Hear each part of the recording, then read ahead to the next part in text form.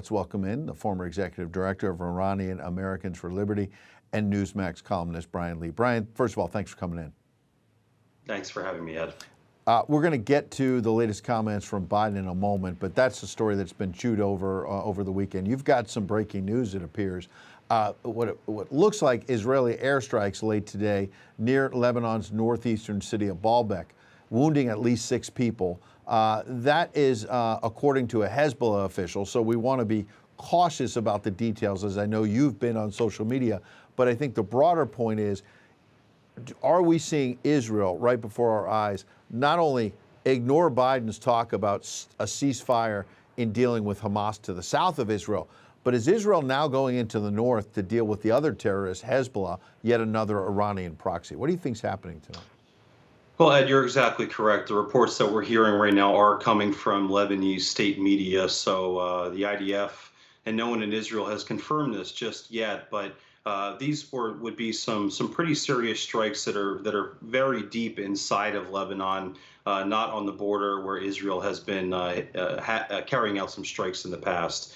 So all signs really point to, at this point, Ed, that the IDF is most likely going to be opening another front with Hezbollah probably very soon here. It could be in the next couple hours, could be the next couple days, but I think Israel's at a point now where there is definitely a lot of unity inside of Israel for taking this action, whether it's going into Rafah to eliminate Hamas, whether it's going into Lebanon to eradicate Hezbollah.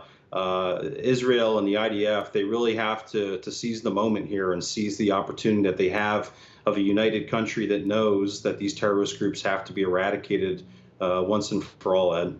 Real quick, intelligence officials have told me privately that Hezbollah has got well over 100,000 rockets that could come raining down on Israel at any point. Now, I want to be clear that they wouldn't all come at once. Some of these are dated rockets. But this is serious stuff that could really harm a lot of people inside Israel. No, of course it could. Hamas is routinely, referred to as kind of the JV team when it comes to the terrorist proxies that Iran has. Hezbollah is much better equipped, much better trained, much better financed, and they really have an enormous amount of resources. So, I think as a lot of people have been watching the situation unfold in Israel, we've really kind of been holding our breath for, what could come next, and that's Hezbollah. So, yeah. Well, we appreciate that breaking news. I get 2 other quick points. So on the Netanyahu comments, this idea that Joe Biden is saying, I'm going to have he gets caught on a hot mic, I'm going to have a come to Jesus meeting with Netanyahu, sounds pretty offensive to me. What do you make of this? I mean, it's more of the same in terms of the political pressure because the left wants him to get a ceasefire, Biden. But to say I'm going to have a come to Jesus meeting with Bibi and somehow he's going to direct this, what do you make of this? It's just another outburst from a president that really does not have any idea what is happening and refuses to take any ownership, Ed, for the fact that the Middle East and the world at large really is on fire right now. And it's because President Biden is too busy appeasing countries like Iran, the world's leading sponsor of terrorism, and standing with our allies. I mean, you see what's happening all throughout the world, and everything is going up in flames. What's happening in Haiti right now. I mean, it's just one thing after another, and it's all because you have the leader of the free world that is not projecting the strength that we saw our past president, President Trump, project on a daily basis. And Ed, when you don't project strength onto the world, our adversaries are going to eat our lunch every single day. Absolutely. Great point. Last night, the Oscars, I'm sure like me, you probably don't watch them anymore. They've gone so woke, they go so far left.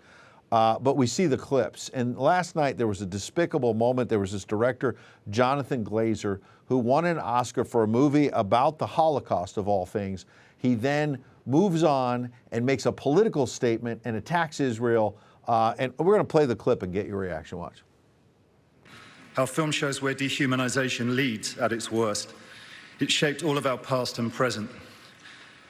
Right now, we stand here as men who refute their Jewishness and the Holocaust being hijacked by an occupation which has led to conflict for so many innocent people. It's all about a Jewish occupation. It's Israeli occupation, and let's just attack Israel. Frankly, it's despicable. But you've got, like you just said, you've got an American administration that's been attacking Israel as well. What do you make of what he had to say? Well, this cuts deep for me and for the Jewish community because while we have enemies from all sides, we also, I hate to say it, Ed, we have a lot of enemies from within.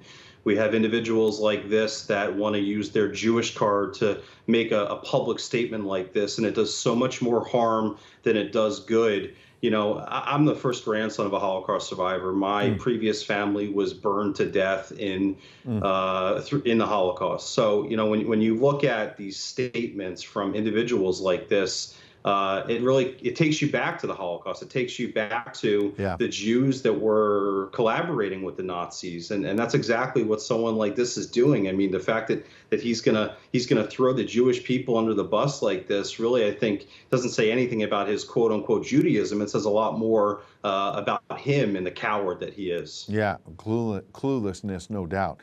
Final point. Yeah. I've got about 30 seconds.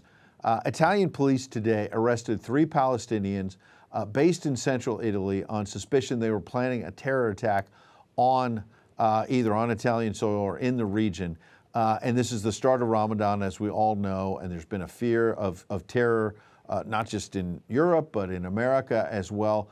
What do you make of the Italians breaking up this plot, at least?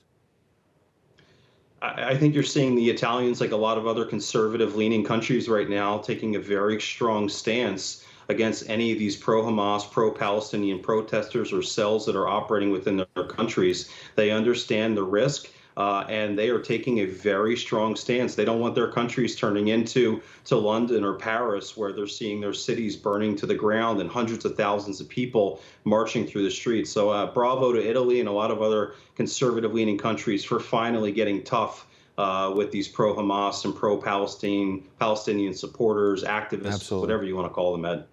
Bryan Leib, we appreciate your analysis and insight tonight. Thank you, sir. Thank you, Ed.